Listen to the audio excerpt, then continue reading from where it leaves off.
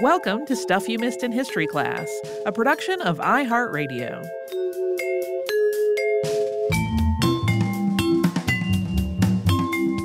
Happy Friday. I'm Tracy V. Wilson. And I'm Holly Fry.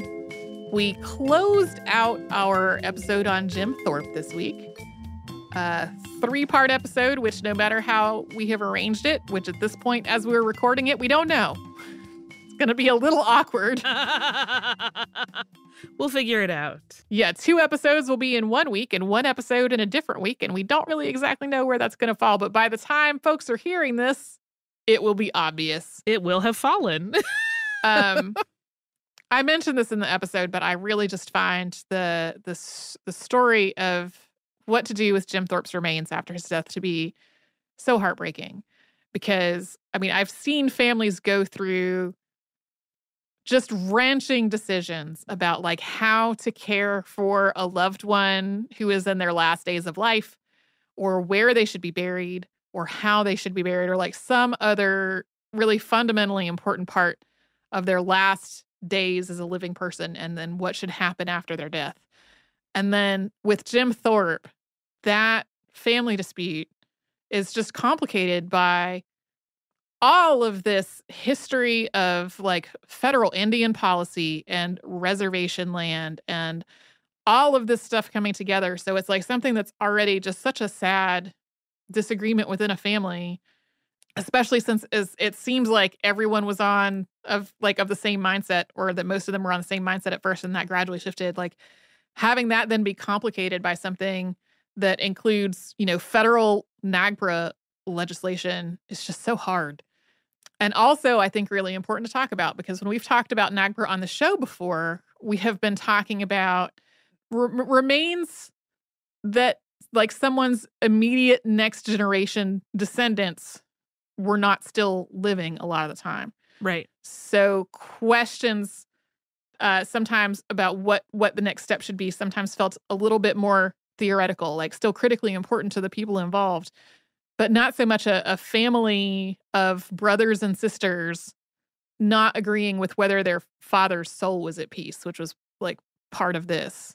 Yeah, I think as you said, it's important to talk about because it provides a really good, not in the sense of enjoyable, but a really strong illustrative example of how complex this whole thing becomes. Mm-hmm. I had a moment during listener mail for this episode while we were talking about cataloging. I had such a flashback because, I worked for a university library for a decade as like a paraprofessional. I worked in cataloging and was tight with the AACR2 manual. And I had just that moment of thinking about and reflecting on how libraries break down cataloging and archives. And seems in my limited experience to be a little more even than other industries, which is interesting in terms of the men to women ratio. Yeah. I've read several really interesting articles about fields that were regarded as being women's work that became professionalized and then became male dominated. And I had not thought at all about that, the relationship of that to like these glass plates at Harvard, and the fact that the people who had been curating those plates, like I was totally thinking about the fact that the people who had been curating those plates, like the first one was literally hired from being a housekeeper. Like that part I had thought of, but I had not really thought so much about as the collection progressed and as curation progressed as a field, how that affected the gender of the people working with the collection, and what the balance there was like. So I was really glad to get that email and have a chance to talk about it. I also hope that people have not found the experience of having a 3-part podcast to be unpleasant. Like I said at the beginning, I was really expecting a 2-parter when I sat down, and then I had a completed draft of the whole thing when I kind of went, oh man, this is 3. This is 3. I remember you pinging me and telling me how long each of your 2 were, and I was like, oh boy. Yeah, I was like, we're getting into hour-long episode territory. Yeah.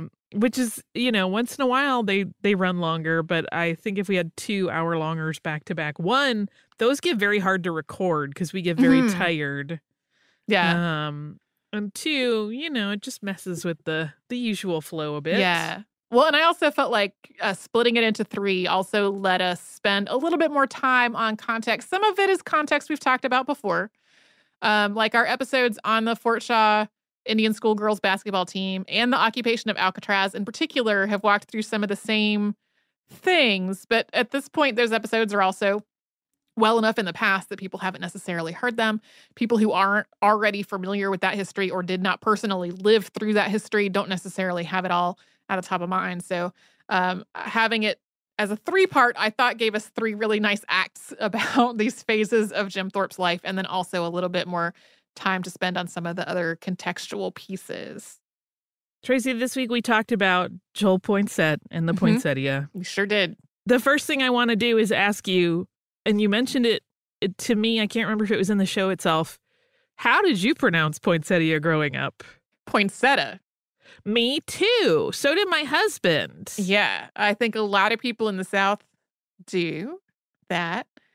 That was like just how everybody said it when I was growing up, was poinsettia. Yeah, same. There is an organization in Atlanta called the Atlanta Radio Theater Company that does I don't know if they're doing it this year because of the pandemic, but like they have generally done a holiday show that includes lots of different Christmas and winter holiday stories.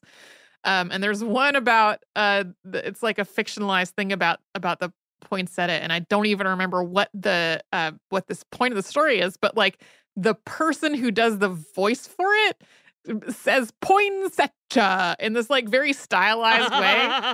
And so a lot of times when I'm saying poinsettia, the way I've always said it, something in my head is going poinsettia. I love it. I mean, I did, in looking it up, there are people who will still say it is perfectly acceptable to pronounce it that way.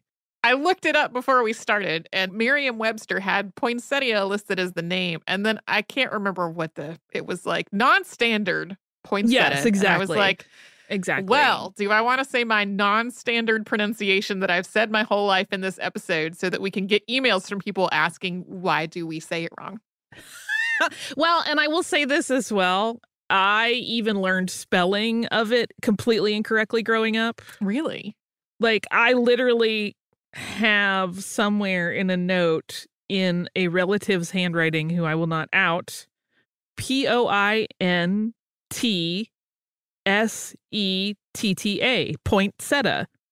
There's a T in a place I didn't expect it. Because it doesn't exist. But it's one of those things where it's not a common enough word that like it might necessarily appear on a spelling test for a kid. So if you're only getting it from relatives, I spelled that thing wrong for years before I actually saw it in print somewhere and wait, hold the phone.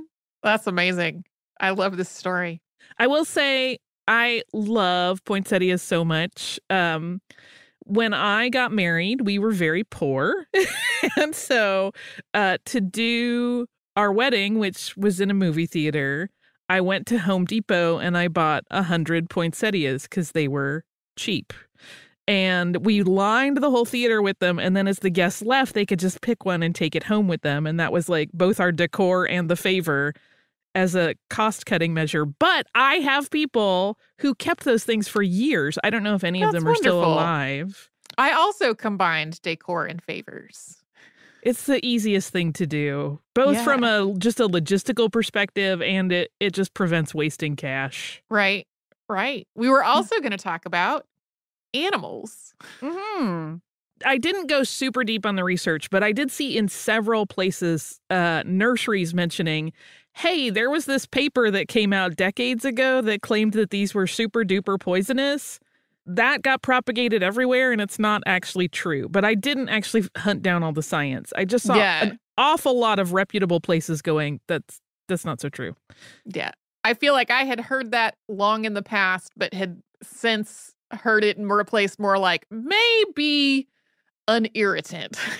Right. Like if your cat likes to eat plants, might not be great. Yeah. And even at our wedding, I originally wanted poinsettia blossoms like on the serving tables and on the cake. And both the cake lady and the people doing setup were like, you cannot do that. It's too poisonous. And I was like, oh, okay. All right, fine. But I still love them. This was an eye-opener of an episode for me. I had not really looked deeply at Joel Poinsett's career. Like, I knew he was a statesman and had brought the poinsettia to the U.S. I did not know that Mexico had an entire word of degradation for him. Yeah. Which I was telling a friend of mine who speaks Spanish because she was helping me work through some of these. And she had not heard it either and was like, we're using that forever going forward, right? I was like, yes, we are. I like that plan. Sorry, Joel Poinsett. You're poinsettismo. I have been to both Charleston and Greenville, South Carolina, and it's totally possible that I saw various commemorative markers in that statue, but man, I have no recollection of it whatsoever. Bum, bum, bum. You blocked it out. I knew. I had sort of a precognition that it was going to turn out like he got on everybody's nerves in Mexico real bad. So if you would like to write to us about how you pronounce poinsettia or poinsettia, or whether or not you recall seeing any Joel Poinsett markers, you can do that at historypodcast@iheartradio.com. We hope you have a wonderful weekend, and you can always subscribe to the show on the iHeartRadio app, at Apple Podcasts, or anywhere else you listen.